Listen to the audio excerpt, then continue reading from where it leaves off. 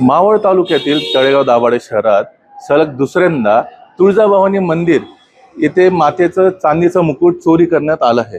आपण जर पाहायला गेलात तर तळेगाव दाभाडे शहरात आता देवस्थानही सुरक्षित राहिले नसल्याचे चित्र निर्माण झाले आहे। चोरट्यांनी मंदिरांनाच लक्ष केल्याने भाविकांमध्ये संताप व्यक्त होत आहे। 23 मे रोजी तुळजाभवानी मातेचे मंदिरातील चांदीचा मुकुट चोरीला गेला होता। तळेगाव दाभाडे पोलिसांनी सीसीटीव्ही फुटेजच्या आधारे आरोपींना शोध घेत मुकुट हस्तगत केला होता। त्यानंतर 12 जून रोजी पोलीस उपायुक्त श्वेता खेडकर यांच्या उपस्थितीत मोठ्या उत्साहात हा मुकुट पुन्हा देवीला परिधान करण्यात आला। मात्र या घटनेला काही तासही उलटत नाहीत तोच चोरट्यांनी पुन्हा मुकुटावर डल्ला मारत तो लंपास केला।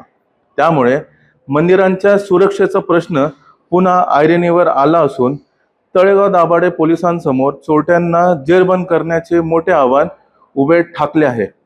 या प्रकारामुळे पोलिसांच्या कार्यक्षमतेबाबतही विविध स्तरांतून प्रश्न उपस्थित केला जात आहे।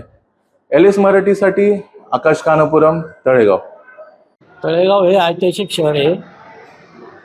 कुलदेवतेचं मंदिर आहे, तुळजाभवानीचं मंदिर प्रसिद्ध आहे। अनेक ठिकाणाहून लोक आता येत असतात, भाविक लोक। आणि मागच्या 1 महिन्यापूर्वी तो मुकुट चोरीला गेला होता। पोलिसांनी तो शोधून आणून कालच त्याचं रोपण केलं।